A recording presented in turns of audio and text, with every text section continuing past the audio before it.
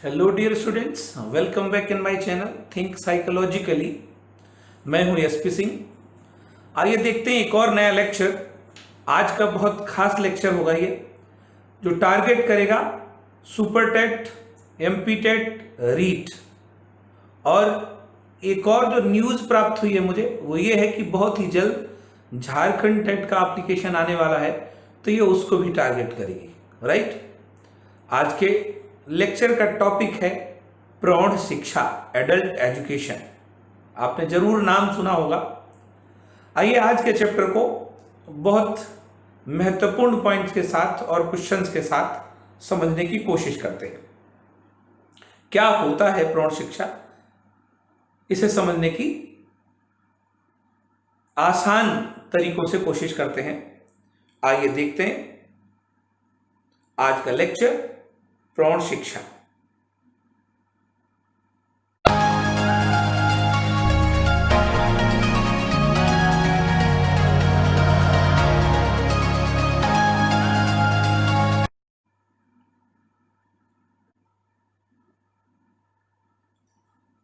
प्रौढ़ शिक्षा, adult education.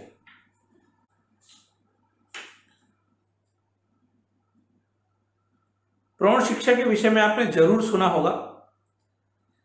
देश की सामाजिक और आर्थिक प्रगति के लिए प्रत्येक व्यक्ति का साक्षर होना अति आवश्यक है। साक्षर होना, क्योंकि जैसा कि आप पढ़ते हो, शिक्षा किसी व्यक्ति, परिवार, समाज और देश के विकास का एकमात्र साधन है। इसलिए देश की सामाजिक और आर्थिक प्रगति के लिए, देख सकते हो, सामाजिक और आर्थिक प्रगति के लिए प्रत्येक व्यक्ति का साक्षर होना आवश्यक है, परम आवश्यक है।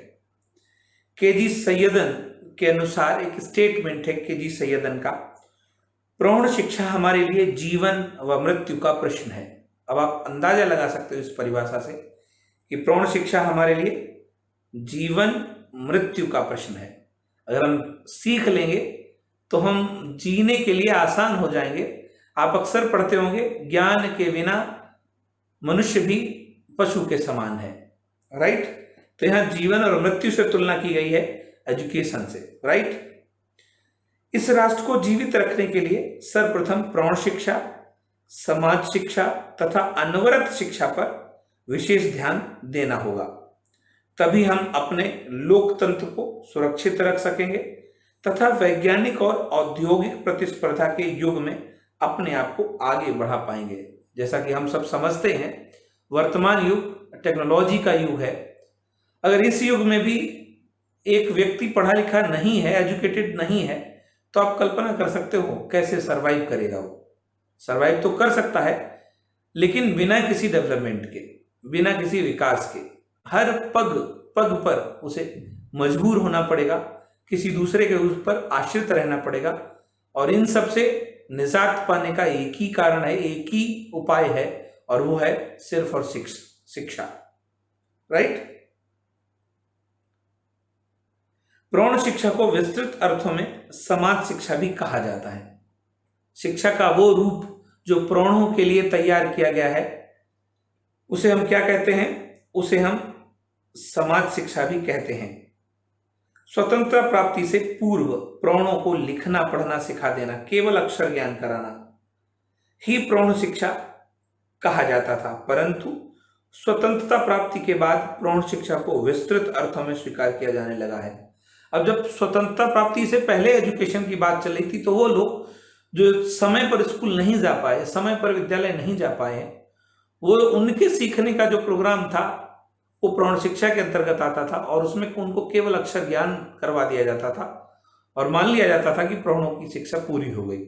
लेकिन आजादी के बाद एक बहुत विस्तृत रूप में, बहुत व्यापक रूप में ये प्रोग्राम लिया गया है।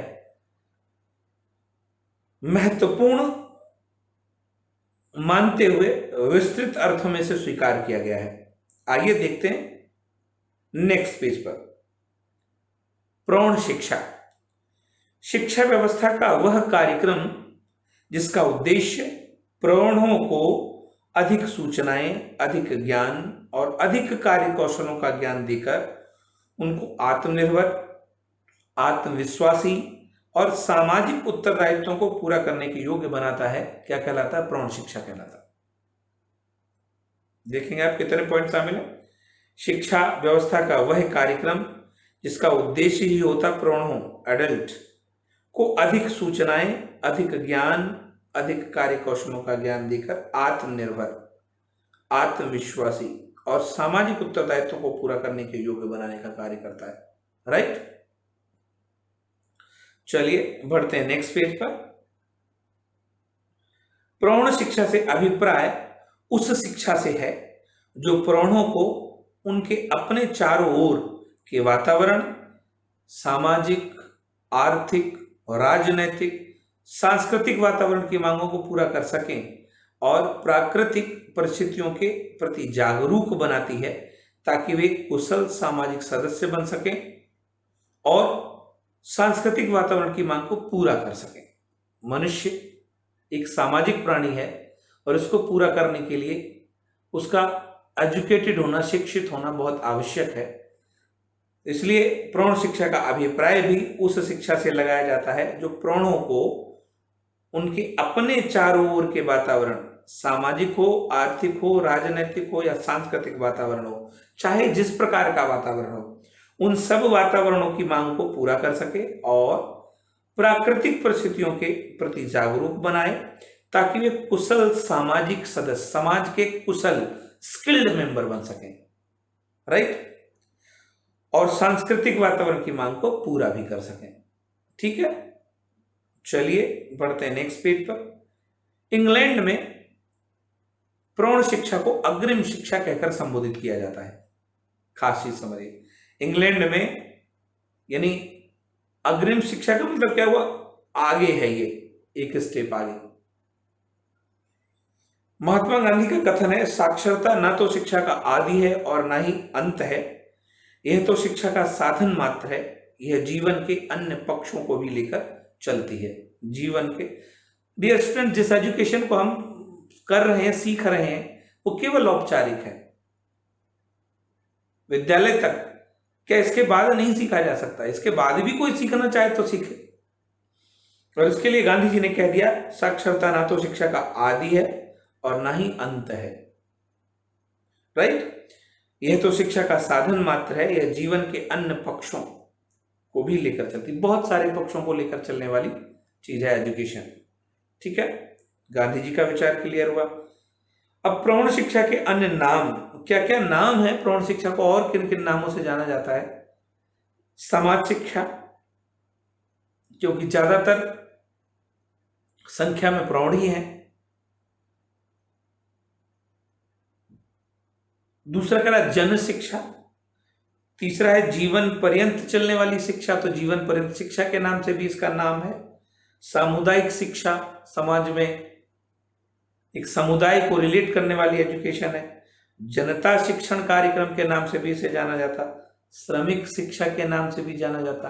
तो श्रमिक शिक्षा इसलिए कहते हैं क्योंकि बहुत सारे लोग श्रम के कारण, समय ना होने के कारण, राइट समय पर शिक्षा नहीं प्राप्त कर पाते हैं, उनके लिए बाद में एक ऐसा कार्यक्रम जो उन्हें शिक्षा देता है, क्या कहलाता है? प्रौढ़ शिक्षा कार्यक्रम कहलाता है। इसलिए इसको क्या बोलते हैं? श्रमिक शिक्षा भी कहा जाता है इसको।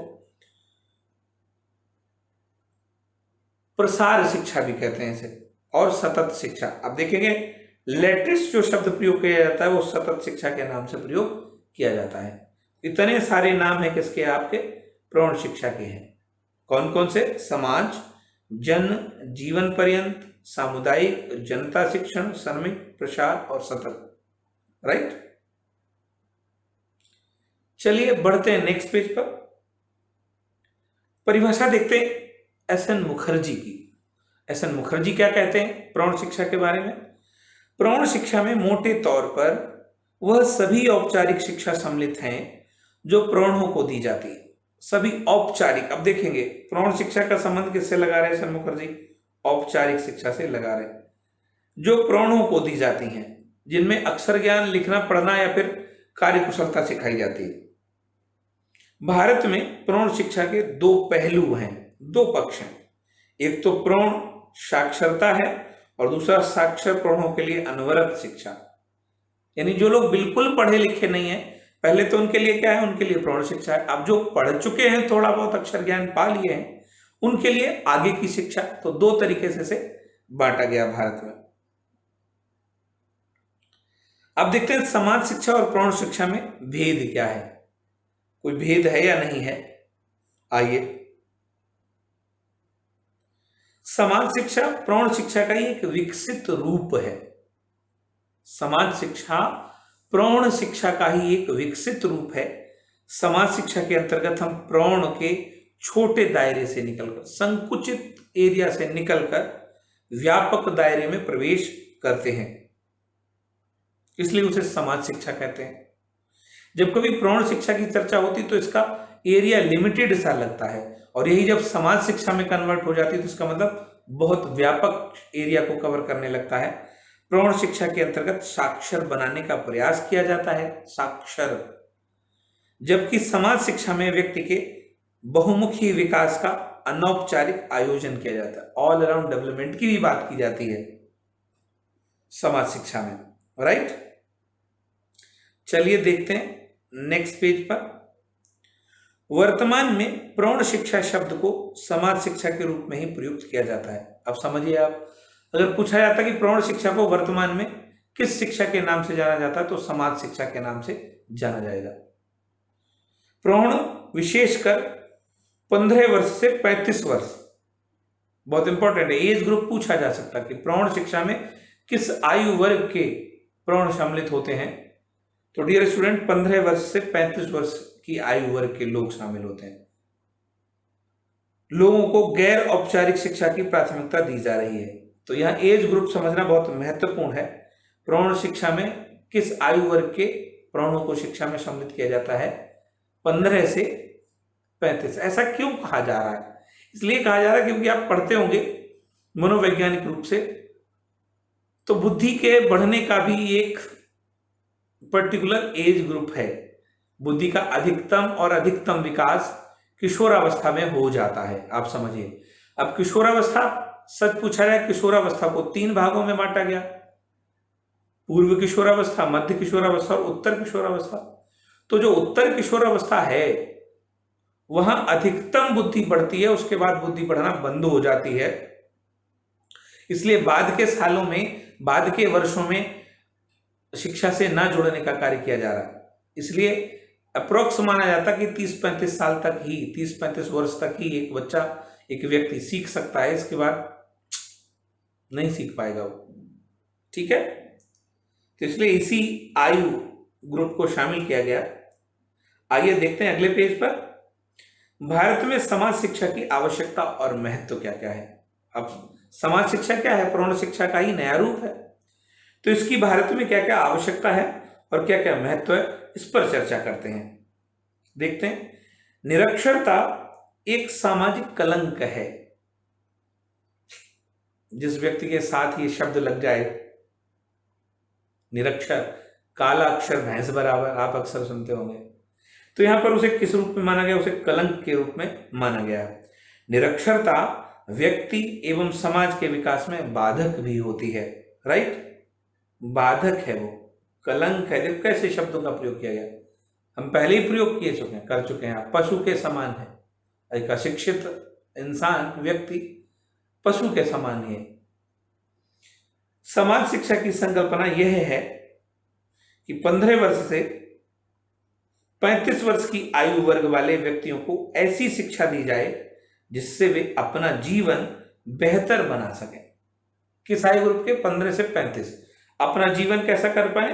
अपना जीवन बेहतर बना सकें, एक प्रगतिशील समाज की स्थापना कर सकें। पढ़ा लिखा व्यक्ति ही प्रगतिशील समाज की स्थापना कर सकता है। अपने आप को परंपरागत रूढ़ियों से बचा सकें। जो परंपरागत रूढ़ियां हैं, ट्रेडिशंस हैं, रिचुअल्स हैं, उनसे भी अपने आप को सेव कर सकें और एक उज्जवल भविष्य की कल्पना कर सकें, एक उज्जवल भविष्य की कल्पना कर सकें।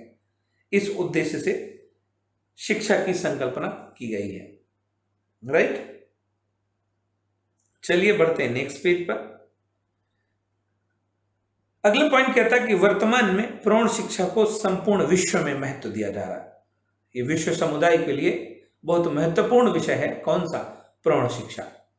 जैसे प्रारंभिक शिक्षा महत्वपूर्ण है, वैसे ही प्रौढ़ शिक्षा भी पूरे विश्व समुदाय के लिए भी महत्वपूर्ण है। प्रौढ़ शिक्षा को यूनेस्को के कार्यक्रमों में शामिल किया गया। यूनेस्को समझते होंगे आप। प्रौढ़ शिक्षा पारिवारिक विकास से लेकर राष्ट्र के विकास तक महत्वपूर्ण मानी जाती है। पारिवारिक तो छोटा लगा, मैं तो कहूंगा व्यक्ति से लेकर परिवार और परिवार से लेकर राष्ट्र के विकास तक महत्वपूर्ण मानी गई प्रौढ़ शिक्षा। राइट। अब कैसे मानेंगे? सच पूछा जाए, हमको मताधिकार, एक मत का अधिकार मिला है, और जिस मत के अधिकार की आयु कितनी है? सच पूछा जाए 18 वर्ष है मिनिमम। हम मत किस आयु में दे सकते हैं? 18 वर्ष से पहले तो मतदान नहीं कर सकते हैं, लेकिन मतदान करते वक्त हम देश के लीडर्स को चुनते हैं, नेताओं को चुनते हैं। अगर हमको ज्ञान नहीं होगा, हम एजुकेटेड नहीं होंगे, तो मुझे बताइए हम कैसे लीडर चुनेंगे? तो इसका मतलब देश के विकास में भी इनडायरेक्ट वे में या डायरेक्ट वे में ये हेल्प करती है। प्रौढ़ शिक्षा पारिवारिक विकास से लेकर राष्ट्र के विकास तक महत्वपूर्ण मानी जाती है। प्रौढ़ शिक्षा कार्यक्रम की सफलता के लिए उत्प्रेरण सामग्री के प्रयोग पर बल देने की बात कही गई। अब यह सवाल पूछा जाता है डियर स्टूडेंट, उत्प्रेरण सामग्री क्या होती है? पेडागोजी में सवाल ये पूछा जाता है, उत्प्रेरण सामग्री आप जानते हैं क्या होती है? टीचिंग एड्स है ये। चलिए आइए देखते हैं क्या है ये। नोट, उत्प्रेरण सामग्री वयस्कों को कम से कम समय में अधिक ज्ञान देने के लिए प्रयोग की जाती है। अब एडल्ट्स को कम समय में अधिक जानकारी देने के लिए किसका प्रयोग किया जाता है? सिंपल सा क्वेश्चन, उत्प्रेरण सामग्री का प्रयोग किया जाता है। प्रौढ़ शिक्षा के केंद्र पर सचित्र पुस्तकें, राइट, फिगरेटिव बुक्स, सूचना पट, चित्र, रेखा चित्र, रेडियो, टेप, टेलीविजन तथा फिल्म प्रोजेक्टर आदि की उचित व्यवस्था पर बल देने की बात की गई है, और यही सभी उपकरण ही उत्प्रेरण सामग्री के अंतर्गत आते हैं। अब पूछा जाए उत्प्रेरण सामग्री के अंतर्गत क्या क्या आता है, तो देखेंगे ये सचित्र पुस्तकों वाला प्रश्न पूछा गया सीटेट। उत्प्रेरण सामग्री के अंतर्गत आती हैं सचित्र पुस्तकें, राइट, सूचना पत्र, चित्र, रेखा चित्र, radio, tape, TV, film projector, ये सब किसके अंतर्गत आते हैं? उत्प्रेरण सामग्री के अंतर्गत आते हैं। और इनका प्रयोग किस लिए किया जाता है? इनका प्रयोग वयस्कों को कम समय में अधिक जानकारी देने के लिए किया जाता है। ठीक है, क्लियर हुआ होगा। चलिए बढ़ते हैं नेक्स्ट पेज पर। नव साक्षरों के लिए यूनेस्को की सहायता से साहित्य तैयार करने का एक खास कार्यक्रम तैयार किया गया है। यूनेस्को बहुत बढ़ चढ़कर हिस्सा ले रहा समाज शिक्षा के क्षेत्र में, तो एक साहित्यिक कार्यक्रम तैयार करने के लिए, खास कार्यक्रम तैयार करने के लिए बात की गई, और वो कार्यक्रम किस नाम से जाना जाता है? ज्ञान सरोवर विश्वकोश के नाम से जाना जाता है। बहुत इंपॉर्टेंट है ये क्वेश्चन। ज्ञान सरोवर विश्वकोश क्या है? नव साक्षरों के लिए यूनेस्को की सहायता से साहित्यिक रूप से तैयार किया जाने वाला एक खास कार्यक्रम है। साहित्यिक कार्यक्रम है, ऐसे कहिए, साहित्यिक रूप से तैयार किया जाने वाले कार्यक्रम। सन 1978 में 1978 में भारत में राष्ट्रीय प्रौढ़ साक्षरता कार्यक्रम का प्रारंभ किया गया। कहाँ? भारत में, राइट। हमारे देश में अगर पूछा जाता है राष्ट्रीय प्रौढ़ साक्षरता कार्यक्रम की शुरुआत कब की गई, तो आप याद रखेंगे 1978।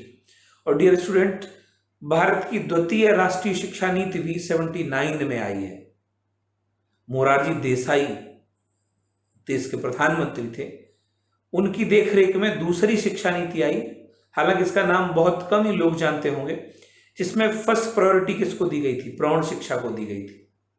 फर्स्ट प्रायोरिटी दूसरी शिक्षा नीति 1979 में जो आई थी, उस पर सबसे अधिक बल किस पर दिया गया था? प्रौढ़ शिक्षा पर ही बल दिया गया था। और 79 से पहले 78 में आप देख रहे हैं राष्ट्रीय स्तर पर प्रौढ़ साक्षरता कार्यक्रम का प्रारंभ किया गया था। क्लियर हुआ? चलिए बढ़ते हैं नेक्स्ट पेज पर। राष्ट्रीय साक्षरता मिशन ये भी एक हिस्सा है नेशनल लिटरेसी मिशन के तहत, प्रौढ़ शिक्षा के अंतर्गत, समाज शिक्षा के अंतर्गत का ही एक कार्यक्रम है ये। देखते हैं। भारत सरकार द्वारा इस कार्यक्रम को 1986 में आरंभ करने का निर्णय लिया गया। यहाँ 2 पॉइंट होंगे, एक तो इसे आरंभ करने का निर्णय कब लिया गया और आरंभ किया कब गया, 2 चीजें क्लियर करो आप।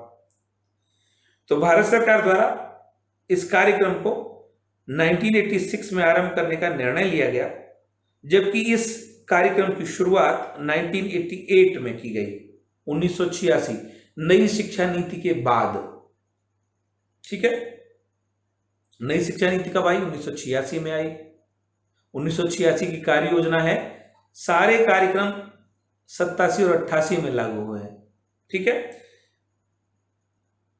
इसके 2 मुख्य उद्देश्य थे। इस कार्य योजना के 2 प्रमुख उद्देश्य माने गए हैं। पहला है 15 से 35 वर्ष के वयस्कों को कार्यात्मक साक्षरता प्रदान करना, वोकेशनल एजुकेशन कहिए आप, कार्यात्मक साक्षरता प्रदान करना। दूसरा है टेक्नोलॉजी और शिक्षण के क्षेत्र में हाल ही में जो प्रगति हुई है उसको प्रौढ़ शिक्षा कार्यक्रमों में प्रयोग करना, यानी टेक्नोलॉजी का भी प्रयोग किसमें किया जाना? प्रौढ़ शिक्षा कार्यक्रमों में प्रयोग करना। ये 2 मुख्य उद्देश्य थे इस कार्यक्रम के। राइट, चलिए बढ़ते हैं नेक्स्ट पेज पर। इस मिशन का लक्ष्य क्या था? लक्ष्य देखते हैं। इस मिशन का लक्ष्य 2011-12 88 में स्टार्ट हुआ है ये कार्यक्रम, लेकिन इसका लक्ष्य 2011-2012 तक 75% निरक्षरों को साक्षर एवं जागरूक दक्षता संपन्न बनाना था। राइट, कितने? 75% निरक्षरों को साक्षर बनाने का लक्ष्य रखा गया। राष्ट्रीय शिक्षा नीति के अनुसार ही सरकार ने फरवरी 2010 में सभी जगह कुछ चरणों में जन शिक्षण निलयम स्थापित करने का निर्णय लिया। जन शिक्षण निलयम स्थापित करने का निर्णय, यहां करने का 2 बार हो गया है। कुछ चरणों में जन शिक्षण निलयम स्थापित करने का निर्णय लिया, राइट। चलिए बढ़ते हैं नेक्स्ट पेज पर। राष्ट्रीय साक्षरता मिशन को ही जन शिक्षा निलयम भी कहा जाता है। अभी एक देखेंगे नया नाम मुझे मिला, जन शिक्षा निलयम। किस कार्यक्रम का दूसरा नाम है? राष्ट्रीय साक्षरता मिशन का दूसरा नाम है। इस कार्यक्रम के तहत सायंकालीन कक्षाओं की व्यवस्था की गई। ये इंपॉर्टेंट पॉइंट है आपका। किस कार्यक्रम के तहत सायंकालीन कक्षाओं की व्यवस्था की गई? जन शिक्षण निलयम के तहत या फिर राष्ट्रीय साक्षरता मिशन के तहत सायंकालीन कक्षाओं की व्यवस्था की गई। कक्षाएं सप्ताह में 3 से 4 घंटे के लिए लगाए जाने का प्रावधान था। पर डे नहीं, पूरे सप्ताह में कितने घंटे के लिए? 3 से 4 घंटे के लिए। अवयस्क अपनी सुविधा अनुसार उन्हें अटेंड करते थे। ठीक है, चलिए बढ़ते हैं नेक्स्ट पेज पर। प्रौढ़ शिक्षा की समस्याएं देखते हैं। प्रौढ़ शिक्षा की क्या क्या समस्याएं हैं। पहली समस्या है विस्तृत कार्यक्रम का अभाव। प्रौढ़ शिक्षा के लिए एक व्यापक कार्यक्रम का बहुत बड़ा अभाव है, इसलिए लक्ष्य पूरा नहीं हो रहा। दूसरी समस्या है उत्तरदायित्व की भावना का क्षीण होना। कोई रिस्पॉन्सिबिलिटी नहीं लेना चाहता, ना तो केंद्र सरकार, ना ही राज्य सरकार और ना ही स्थानीय निकाय प्रौढ़ों की शिक्षा को लेकर कोई जिम्मेदारी नहीं लेना चाहता है।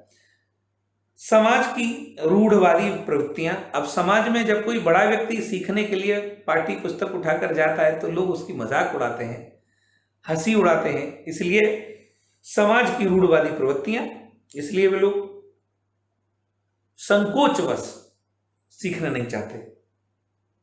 अगला है जनसंख्या की सतत वृद्धि। लगातार जनसंख्या में इतनी ज्यादा वृद्धि हो रही है, इसलिए भी एक प्रॉब्लम है। अगला है शिक्षण सामग्री का अभाव। अब प्रौढ़ों के लिए कौन सा पाठ्यक्रम तय किया जाए, कौन सी टीचिंग मटेरियल हो, कौन सा टीचर हो, इन सब का भी बहुत बड़ा अभाव है, इसलिए भी लक्ष्य पाने में कामयाब नहीं हो पा रही है। अगला देखते हैं शिक्षकों की समस्या। मैं पहला ही कह चुका हूं कि प्रौढ़ों को पढ़ाने के लिए एक ऐसा स्किल टीचर चाहिए।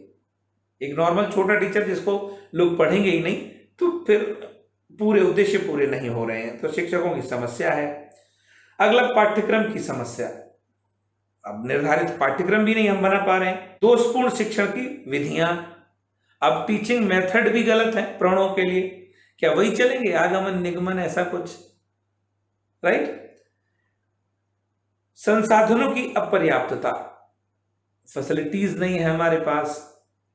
अगला है शिक्षा संस्थानों का असहयोग, जो एजुकेशन सेंटर्स हैं वो भी इसमें मदद नहीं करते हैं, इसलिए प्रौढ़ शिक्षा के बीच आने वाली ये बहुत सारी समस्याएं हैं, इस कारण से सही लक्ष्य प्राप्त नहीं हो पा रहे हैं, राइट। देखते हैं अगले पेज पर टॉपिक से संबंधित महत्वपूर्ण क्वेश्चन। पहला क्वेश्चन आपके लिए है, प्रौढ़ शिक्षा का मुख्य उद्देश्य है मूल्यपरक उद्देश्य, राजनीतिक उद्देश्य, व्यक्तिगत एवं सामाजिक उद्देश्य, उपरोक्त में से कोई नहीं। अब प्रौढ़ शिक्षा का सच पूछा जाए, पहला और प्रमुख उद्देश्य सिर्फ और सिर्फ एक है, व्यक्तिगत एवं सामाजिक उद्देश्य है, बाकी से यहां कोई मतलब नहीं है, राइट। व्यक्तिगत एवं सामाजिक उद्देश्य इसका सबसे बड़ा उद्देश्य माना जाएगा। चलिए बढ़ते नेक्स्ट क्वेश्चन की ओर। क्वेश्चन नंबर 2, वर्तमान में प्रौढ़ शिक्षा हेतु निर्धारित आयु वर्ग है। बहुत आसान सा सवाल है, 7 से 14 वर्ष, ऑप्शन बी 6 से 18 वर्ष, ऑप्शन सी 14 से 28 वर्ष, ऑप्शन डी 15 से 35 वर्ष। आई होप सबका क्लियर होगा। डी विल बी राइट, 15 से 35 वर्ष है। हालांकि पहले 15 से 45 था, राइट, लेकिन 78 में इसे करेक्ट किया गया, 78 में करेक्ट किया गया, 15 से 35 किया गया, 45 को हटाकर, ठीक है। अगला क्वेश्चन देखते हैं, प्रौढ़ शिक्षा में राजनीतिक, नागरिक तथा नैतिक शिक्षाएं भी शामिल हैं, यह कथन किसका है? ऑप्शन ए एस.एन. मुखर्जी का, ऑप्शन बी के.जी. सैयदन का, option C professor Humayun Kabir का, ऑप्शन डी प्रोफेसर अल्तेकर का। तो डियर स्टूडेंट, परिभाषा आप पढ़कर आए हो, B will be right, K G. Saiyidain का कथन है ये। क्लियर हुआ? चलिए बढ़ते हैं नेक्स्ट क्वेश्चन की ओर।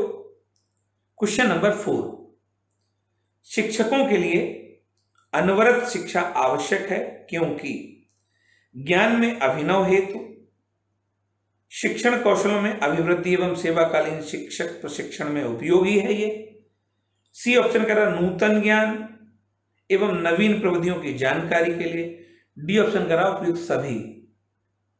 अगर अंदाजा भी लगाएंगे तो भी सही होगा ये, डी विल बी राइट, उपयुक्त सभी, राइट। चलिए बढ़ते हैं नेक्स्ट क्वेश्चन की ओर। क्वेश्चन नंबर 5, राष्ट्रीय साक्षरता मिशन की शुरुआत कब की गई? राष्ट्रीय साक्षरता मिशन की शुरुआत कब की गई? Option A 1986, option B 1988, option C 1987, option D 1984। तो dear students, B will be right answer, 1988 में। इसको स्टार्ट करने का निर्णय लिया गया 1986 में और इसे आरंभ किया गया 1988 में, राइट। चलिए बढ़ते हैं नेक्स्ट क्वेश्चन की ओर। क्वेश्चन नंबर 6, नव साक्षरों हेतु यूनेस्को द्वारा कौन सा साहित्यिक कार्यक्रम तैयार किया गया? ऑप्शन ए ज्ञान सरोवर विश्वकोश, ऑप्शन बी नील सरोवर विश्वकोश, ऑप्शन सी साक्षर सरोवर विश्वकोश, ऑप्शन डी साहित्य सरोवर विश्वकोश। आई होप जिन बच्चों ने पढ़ा है उनके लिए आंसर आसान है ये, ए विल बी राइट, ज्ञान सरोवर विश्वकोश। ये किसके द्वारा तैयार किया गया साहित्यिक कार्यक्रम है? यूनेस्को के द्वारा। किनके लिए? नव साक्षरों के लिए। चलिए बढ़ते हैं नेक्स्ट क्वेश्चन की ओर। क्वेश्चन नंबर 7, एनएलएम का पूरा नाम है? National learning mission, option A कह रहा, option B national literacy mission, option C कह रहा नॉन लर्निंग मटेरियल, डी कह रहा न्यू लर्निंग मटेरियल। आपको पता होगा एनएलएम के नाम से भी इसे पूछा जा सकता है और ये आपका नेशनल लिटरेसी मिशन के नाम से जाना जाता है, ठीक है, राष्ट्रीय साक्षरता मिशन। हिंदी में से क्या बोलते हैं? राष्ट्रीय साक्षरता मिशन। चलिए बढ़ते हैं नेक्स्ट क्वेश्चन की ओर। क्वेश्चन नंबर 8, राष्ट्रीय साक्षरता मिशन को और किस नाम से जाना जाता है? हिंदी में आपने पढ़ा राष्ट्रीय साक्षरता मिशन, इसे और किस नाम से जानते हैं? ऑप्शन ए कह रहा अग्रिम शिक्षा, ऑप्शन बी कह रहा सामुदायिक शिक्षा, ऑप्शन सी कह रहा प्रसार शिक्षा, ऑप्शन डी कह रहा जन शिक्षण Nilayam. Very good, D will be right. जन शिक्षण निलयम के नाम से भी जाना जाता है राष्ट्रीय साक्षरता मिशन को, राइट। चलिए बढ़ते हैं नेक्स्ट क्वेश्चन की ओर। क्वेश्चन नंबर 9, राष्ट्रीय प्रौढ़ साक्षरता कार्यक्रम का प्रारंभ किया गया। अब देखेंगे राष्ट्रीय साक्षरता नहीं, राष्ट्रीय प्रौढ़ साक्षरता का कार्यक्रम आरंभ किया गया। Option number A 1982, option number B 1986, option C 1978, option D 1988। तो dear students, C will be right. 1978 में इस कार्यक्रम को शुरू किया गया था, राइट। और इसी कार्यक्रम के तहत प्रौढ़ों की जो आयु है वो 15 से 45 को इंप्रूव करके 15 से 35 की गई थी। चलिए बढ़ते हैं नेक्स्ट क्वेश्चन की ओर। क्वेश्चन नंबर 10, अमेरिका में प्रौढ़ शिक्षा को नया स्वरूप प्रदान किया गया। ऑप्शन ए थॉर्नडाइक के द्वारा, ऑप्शन बी विलियम जेम्स के द्वारा, ऑप्शन सी विलियम वुंट के द्वारा, ऑप्शन डी वीएफ स्किनर के द्वारा। पढ़ चुके हैं आप ये सवाल। अमेरिका में अगर हम विलियम जेम्स की बात करें तो मान सकते हैं विलियम वुंट को तो कट कर दो आप, क्योंकि विलियम वुंट जर्मनी के थे, अमेरिका के नहीं थे। या अमेरिका में पूछा जा रहा तो अमेरिका में आपका थॉर्नडाइक आ रहा, विलियम जेम्स आ रहा और बीएफ स्किनर आ रहा। तो इन तीनों में भी अगर प्रौढ़ शिक्षा के क्षेत्र की बात की जाएगी तो ज्यादातर कार्य किया है थॉर्नडाइक ने। एक नई पहचान, नया स्वरूप प्रदान करने का कार्य किसने किया है? थॉर्नडाइक ने किया प्रौढ़ शिक्षा को, ठीक है। तो ये थे आज के लेक्चर के 10 महत्वपूर्ण सवाल। आइए अब इस लेक्चर में पढ़ेंगे अगला सेशन सवाल आपके। आपने इस पैटर्न पर एक और लेक्चर पढ़ा था।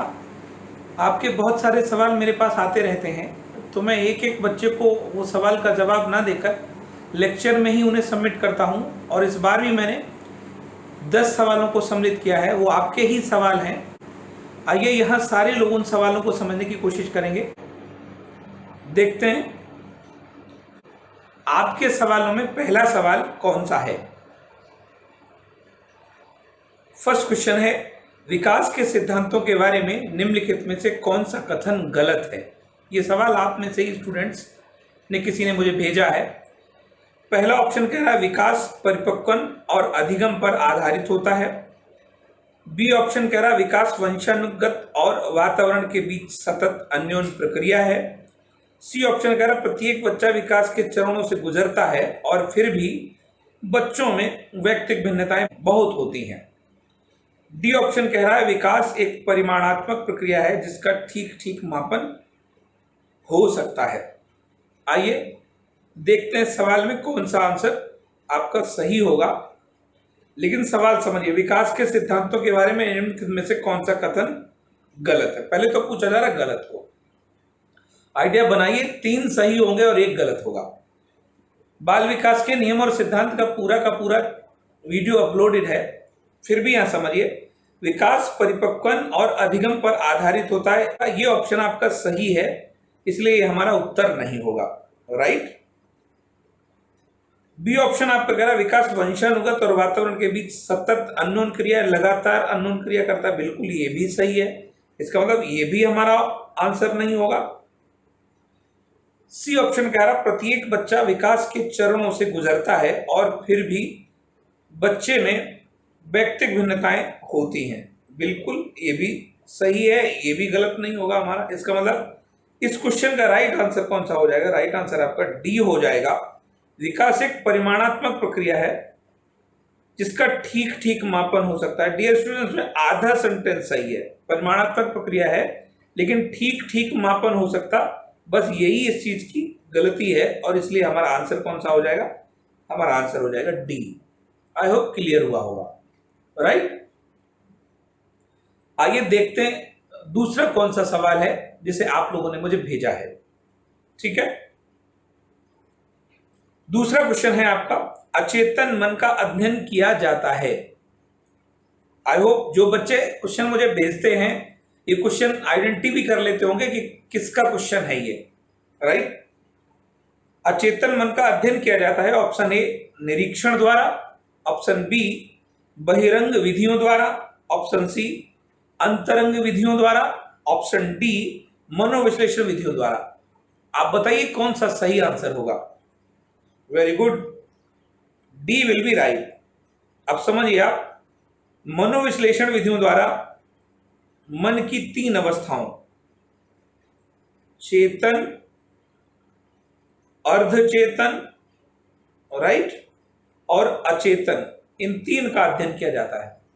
ठीक है, जिसमें सबसे प्रमुख कौन है? सबसे प्रमुख है आपकी अचेतन। ठीक है, तो जब कभी पूछा जाए मनोविश्लेषणात्मक विधियों द्वारा किस मन का अध्ययन किया जाता है, डियर स्टूडेंट्स, अचेतन मन का अध्ययन किया जाता है।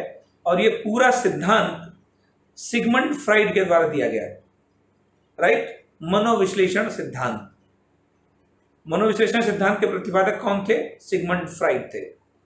आई होप क्लियर हुआ होगा। चलिए पढ़ते हैं अगले क्वेश्चन की तरफ जो आपने मुझे भेजा है। क्वेश्चन नंबर 3, बच्चे किस प्रकार से सीखते हैं? नीचे दिए गए कथनों में से कौन सा इस प्रश्न के विषय में सही नहीं है? अब देखेंगे यहाँ पर निगेशन पैटर्न पर ही सवाल पूछा जा रहा है और पूछा जा रहा है कौन सा सही नहीं होगा। ये बात समझिए आप। पहले कहा जा रहा है बच्चे किस प्रकार से सीखते हैं, नीचे दिए गए कथनों में से कौन सा प्रश्न के विषय। तो बच्चे कैसे सीखते हैं इस बात से रिलेटेड 3 विकल्प होंगे। इनमें से एक जो चौथा है वो गलत होगा। वो जिस प्रकार बताया जा रहा है बच्चे उस प्रकार से नहीं सीखते होंगे। ठीक है, तो ए ऑप्शन कह रहा बच्चे अनेक प्रकार से सीखते हैं, ये बात बिल्कुल सही है। बी कह रहा बच्चे केवल कक्षा में ही सीखते हैं। अगर आपको याद रहा होगा केवल शब्द ऑलवेज नेगेटिव होता है और यही हमारा आंसर होना चाहिए, लेकिन फिर भी हम सी और डी ऑप्शन को और देखते हैं। सी कह रहा बच्चे तब सीखते हैं जब वे संज्ञानात्मक रूप से तैयार होते हैं, बिल्कुल सही है। बच्चे सीखते हैं क्योंकि वह स्वाभाविक रूप से प्रेरित होते हैं, बिल्कुल सही। इसका मतलब हमारा राइट आंसर कौन सा हो जाएगा? बी हो जाएगा। केवल कक्षा में सीखते, कक्षा के बाहर भी सीखते हैं, इसलिए बी ऑप्शन आपका गलत हो जाएगा, राइट। और बी ही हमारा आंसर होगा। आई होप जिसने मुझे भेजा होगा ये क्वेश्चन आज क्लियर हो गया होगा। चलिए बढ़ते हैं नेक्स्ट क्वेश्चन की ओर। क्वेश्चन नंबर 4, विद्यार्थी का विकास निर्भर करता है, एक स्टूडेंट्स का विकास किस पर निर्भर करता है? ऑप्शन ए वंशानुक्रम पर, ऑप्शन बी वातावरण पर, ऑप्शन सी वंशानुक्रम एवं वातावरण पर, ऑप्शन 4 डी उपयुक्त में से कोई नहीं। तो डियर स्टूडेंट, वंशानुक्रम और वातावरण से संबंधित पूरा लेक्चर अपलोड है, आप समय निकालकर उसे पढ़िएगा और अपनी समस्याओं को, अपने प्रश्नों के समाधान खुद खोजने की कोशिश भी करो आप, राइट। मैं इसलिए कह रहा हूं क्योंकि लेक्चर पढ़कर आपकी बहुत सारी कॉग्निशन पक्की हो जाएगी, आपकी एग्जाम में हेल्प होगी। बिना पढ़कर आप डाउट में ही रहेंगे। तो जिस बच्चे ने ये सवाल मुझे भेजा है वो समझिए, विद्यार्थी का विकास मोस्टली वंशानुक्रम एवं वातावरण दोनों पर निर्भर होता है और ये दोनों एक दूसरे से जुड़े हुए होते हैं, इन्हें अलग नहीं किया जा सकता है, राइट। सी ऑप्शन आपका सही हो जाएगा। विद्यार्थी का विकास या बालक का विकास, बालक के विकास के 2 महत्वपूर्ण तत्व हैं, पहला है वंशानुक्रम और दूसरा कौन सा है? दूसरा है वातावरण। ठीक है, दोनों एक दूसरे पर निर्भर हैं, एक के बिना दूसरा अधूरा है। सिर्फ जब कभी प्रमुख पूछा जाता, मुख्य पूछा जाता, तब आप दोनों को ही चुनेंगे। चलिए बढ़ते हैं नेक्स्ट क्वेश्चन की ओर। क्वेश्चन नंबर 5, प्रतिभावान बालक की बुद्धि लब्धि होती है। एक बच्चे ने यह सवाल मुझसे पूछा था, हालांकि अगर साइकोलॉजिकल पूछा जाए तो आप समझिए प्रतिभावान और प्रतिभाशाली लगभग सिमिलर शब्द प्रयोग किए गए हैं। तो इस आधार पर इस बालक की बुद्धि लब्धि 140 ही होनी चाहिए, इसके आगे पीछे नहीं होनी चाहिए। ठीक है, यह इसको समझने की कोशिश करो आप। प्रतिभाशाली बालक, जब कभी हम बात करेंगे तो सामान्य की अगर पूछी जाती है तो सामान्य आपको सबको पता 90 से 110 होता है, राइट। अब 90 से 110 इसके ऊपर बढ़ जाएंगे, ये सबके सब किस में जाते हैं, सबके सब सामान्य से ऊपर स्तर के हैं तो प्रतिभाशाली हैं।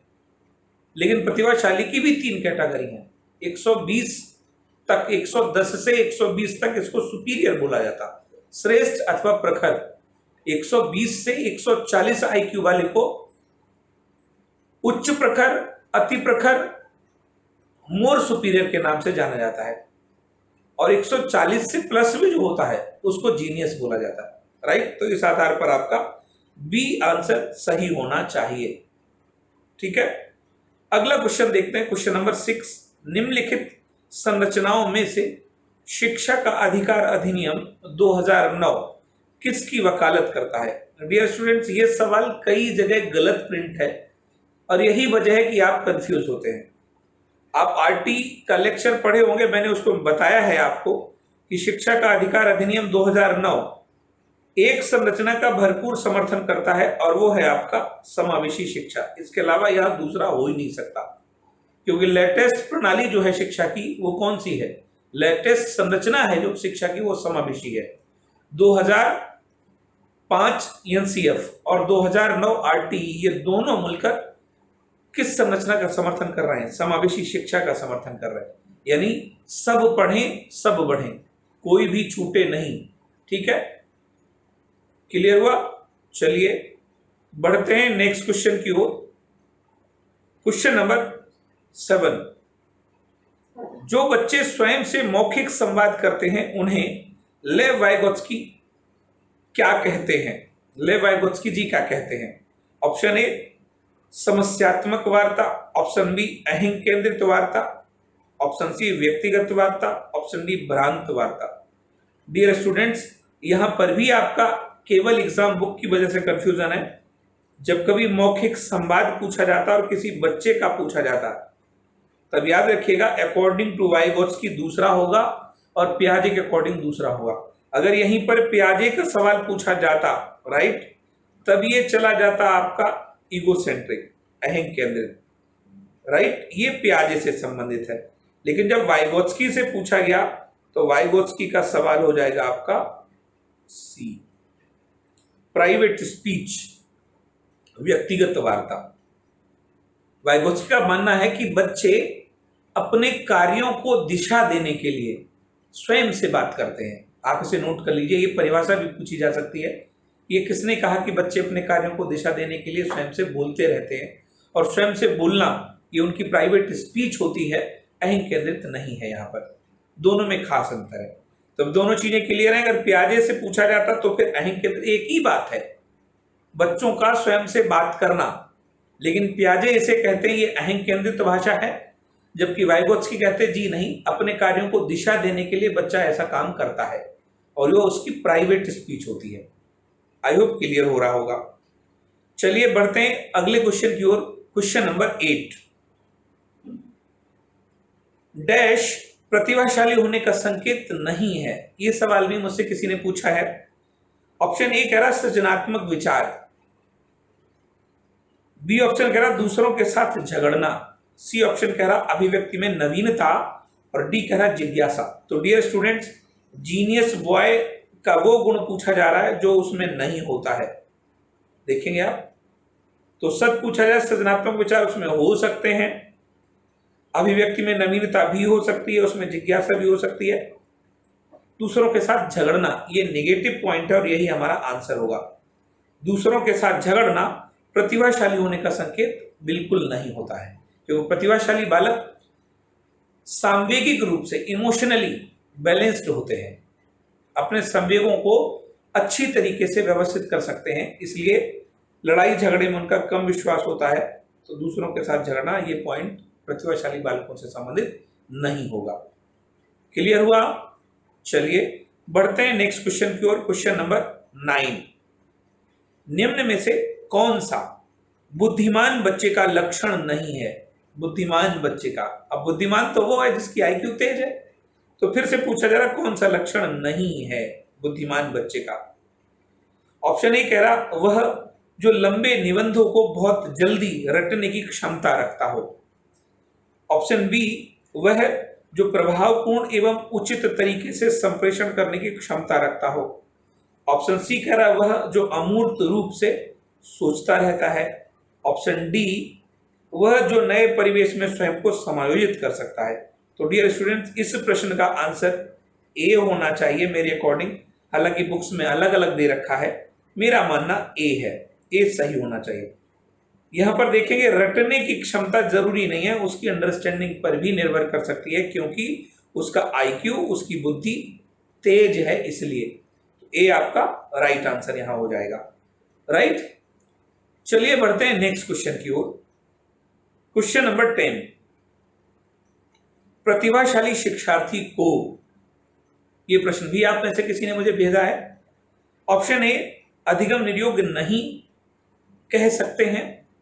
ऑप्शन बी ऐसे सहयोग की आवश्यकता होती है जो सामान्यतया विद्यालय द्वारा उपलब्ध नहीं कराए जाते हैं। सी शिक्षक के बिना अपने अध्ययन को व्यवस्थित कर लेते हैं। डी अन्य शिक्षार्थियों के लिए बेहतर मॉडल बन सकते हैं। तो इसमें से सच पूछा जाए 3 पॉजिटिव है और 1 नेगेटिव है। अगर प्रश्न को पढ़कर समझ लेंगे तो आंसर कर लेंगे। प्रतिभाशाली बालक को नहीं कहा जा सकता है, इससे संबंधित ये सवाल पूछा गया।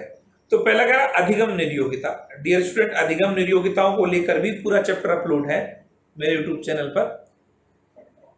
अधिगम निर्योगिता एक ऐसी निर्योगिता है जो अधिगम से संबंधित है, जो किसी भी आईक्यू स्तर के बालक में हो सकती है। इसका मतलब प्रतिभाशाली बालक भी अधिगम निर्योग हो सकता है। यहां ये ऑप्शन गलत हो जाएगा। बी कह रहा ऐसे सहयोग की आवश्यकता होती जो सामान्यतः विद्यालय द्वारा उपलब्ध नहीं कराया जाता। मुझे लगता ये आंसर सही होना चाहिए, लेकिन अभी हम इसे कंफर्म नहीं करेंगे जब तक हम बाकी के 2 ऑप्शन और क्लियर नहीं कर लेते। सी कह रहा शिक्षक के बिना अपने अध्ययन को व्यवस्थित कर लेते। बिल्कुल गलत बात है। टीचर की आवश्यकता क्यों ना कितना प्रतिभाशाली हो।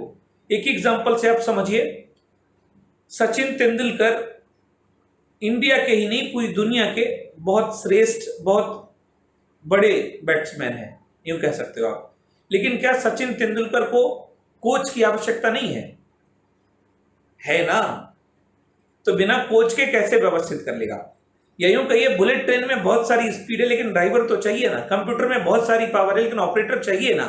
तो इसका मतलब सी बिल्कुल गलत है। शिक्षक के बिना अपने अध्ययन को व्यवस्थित कर लेते, जी नहीं, शिक्षक की आवश्यकता होती है, इसलिए सी भी गलत है। डी कह रहा अन्य शिक्षार्थियों के लिए बेहतर मॉडल बन सकते हैं। गलत है, क्योंकि जीनियस बॉय एक चीज की वजह से, केवल एक चीज की वजह से, उस पर स्कूल में, विद्यालय में टीचर के द्वारा ध्यान नहीं दिया जाता है, इसलिए उसकी गतिविधियां ज्यादातर गलत कार्यों में लग जाती हैं और वो अपराध में संलिप्त होने के चांसेस उसके ज्यादा होते हैं। तो आप स्टडी करके देखिए, जितने भी हैकर्स हैं वो ज्यादा से ज्यादा जीनियस हैं। अब आप बताइए कितने बच्चों के रोल मॉडल हो सकते हैं हैकर्स? टेररिस्ट आप देखेंगे, बहुत सारे टेररिस्ट भी जीनियस हैं। तो इसका मतलब डी भी गलत है, केवल बी सही है। ऐसे सहयोग की आवश्यकता होती है जो सामान्यतः विद्यालय द्वारा उपलब्ध नहीं कराए जाते हैं। टीचर प्रतिभाशाली बालक को उसके हाल पर छोड़ देता है, ये कहकर कि तुम तो खुद ही प्रतिभाशाली हो, अपना काम खुद कर सकते हो। जबकि डियर स्टूडेंट्स, उस बच्चे को सबसे ज्यादा गाइडेंस की जरूरत होती है एक टीचर की। एक कक्षा में मोस्टली टीचर उससे दूसरे बच्चों की कॉपियां जचवाता है, या फिर रजिस्टर मेंटेन करवाता है, या फिर मॉनिटर बनवा दिया जाता है उसे। ये सब उसके लिए आवश्यक नहीं है। तो बी आपका इस तरह से सही हो जाएगा। आई होप क्लियर हुआ होगा। तो डियर स्टूडेंट, ये थे आपके 10 सवाल। आई होप सबके अपने अपने प्रश्नों के जवाब मिल गए हैं। जो और छूटे हुए सवाल हैं उन सवालों को नए लेक्चर में मैं शामिल करूंगा। आइए इसके बाद देखते हैं एक और session, Google test 3, Google classroom पर जो टेस्ट तीसरा आया है उसका भी क्लासिफिकेशन हम यहां कर लेते हैं, ज्यादा बेहतर होगा। आप लोगों ने उसे अटेम्प्ट किया है, देख लीजिएगा, मैच कर लीजिएगा कि कहां कहां पर आपसे गलतियां हुई हैं।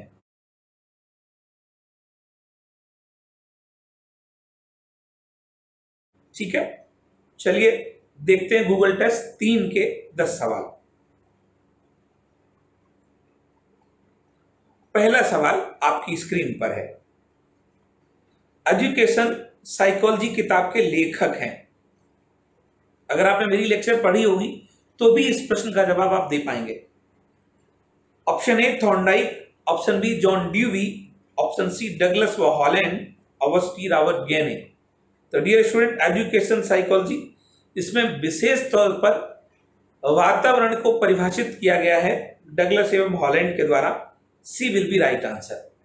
Right, clear. चलिए बढ़ते हैं नेक्स्ट क्वेश्चन की ओर। क्वेश्चन नंबर 2, निम्न में से कौन सा संज्ञानात्मक क्षेत्र से संबंधित नहीं है? संज्ञानात्मक विकास का सिद्धांत आप सबने पढ़ा है, इसमें पूछा जा रहा संबंधित नहीं है। ऑप्शन ए कह रहा ज्ञान, ऑप्शन बी कह रहा अनुमूल्यन, ऑप्शन सी कह रहा अनुप्रयोग, ऑप्शन डी कह रहा बोध। तो डियर स्टूडेंट्स, संज्ञानात्मक क्षेत्र से ज्ञान संबंधित है, अनुप्रयोग संबंधित है, बोध भी संबंधित है, अनुमूल्यन संबंधित नहीं है। इसलिए हमारा आंसर क्या होना चाहिए? हमारा आंसर होना चाहिए बी। राइट, चलिए बढ़ते हैं नेक्स्ट क्वेश्चन की ओर। क्वेश्चन नंबर 3, समस्या समाधान का प्रथम चरण है। बहुत बहुत इंपॉर्टेंट है ये क्वेश्चन। मेरी 6 सेंसेस कह रही ये सी टेट की एग्जाम में होना चाहिए ये क्वेश्चन। ऑप्शन ए कह रहा समस्या की पहचान, ऑप्शन बी कह रहा आंकड़ा डाटा संग्रहण, ऑप्शन सी कह रहा परिकल्पना निर्माण, ऑप्शन डी कह रहा परिकल्पना परीक्षण। राइट, आप याद करिएगा समस्या समाधान का पहला प्रथम चरण पूछा जा रहा, तो समस्या समाधान का सबसे पहला चरण है समस्या को पहचानना। राइट, समस्या की पहचान करना, ये पहला चरण होता है। राइट, परिकल्पना निर्माण, फिर परिकल्पना परीक्षण, फिर आंकड़ा संग्रह। ठीक है, इस तरह से ये होता है। तो आपका यहां पहला आंसर सही हो जाएगा ए। चलिए बढ़ते हैं नेक्स्ट क्वेश्चन की ओर। क्वेश्चन नंबर 4, स्मृति स्तर एवं बोध स्तर के शिक्षण प्रतिमान की संरचना में कौन सा सोपान उभयनिष्ठ है? उभयनिष्ठ का मतलब कॉमन। आप देखेंगे शिक्षण के तीनों स्तर से संबंधित पूरा लेक्चर अपलोड है। यहां पूछा जा रहा है स्मृति स्तर और बोध स्तर। तीसरा कौन सा है? चिंतन। यहां आप देखेंगे केवल 2 पूछे गए, एक स्मृति स्तर पूछा जा रहा है और बोध स्तर पूछा जा रहा। चिंतन को यहां शामिल नहीं किया गया है। पूछा जा रहा शिक्षण प्रतिमान की संरचना में कौन सा सोपान उभयनिष्ठ कॉमन है? ऑप्शन ए कह रहा अन्वेषण, ऑप्शन बी कह रहा सामान्यीकरण, ऑप्शन सी कह रहा तैयारी, ऑप्शन डी कह रहा प्रस्तुतिकरण। आप बताएंगे कौन सा सही होगा।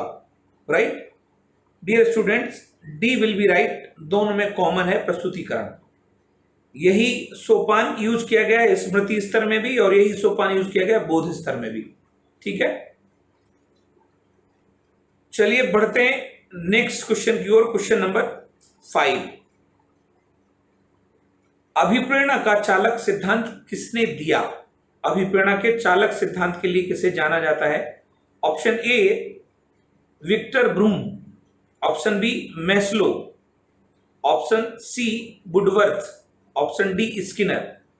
तो अभिप्रेरणा का भी और अभिप्रेरणा के सिद्धांत को लेकर पूरा लेक्चर अपलोड है। आप देखेंगे अभिप्रेरणा का चालक सिद्धांत। वैसे तो जाना चाहिए चालक सिद्धांत आपका चालक न्यूनता का सिद्धांत हल को, लेकिन जब हल यहां नहीं ऑप्शन है तब हम किसको चुनेंगे? चालक से रिलेटेड मैस्लो के सिद्धांत को भी चालक से ही रिलेटेड माना जाता है। पहले शारीरिक आवश्यकताएं हैं, फिर सुरक्षा है, शारीरिक दैहिक और 5 प्रकार की ऐसी आवश्यकताएं बताई। तो अगर चालक में हल नहीं मिल रहा है आपको तो आप किसको सही मानोगे? और यही बोर्ड के द्वारा भी सही माना गया, मैस्लो। ठीक है, चालक न्यूनता का सिद्धांत है वो किसका है? वो सीएल हल का है, लेकिन यहां किसका दिया गया है?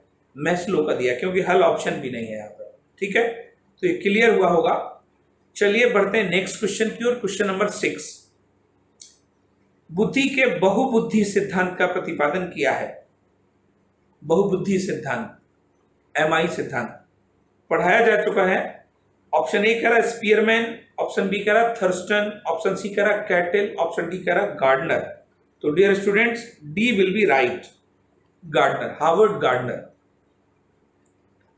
बढ़ते हैं नेक्स्ट पेज पर और देखते हैं अगला क्वेश्चन, क्वेश्चन नंबर 7।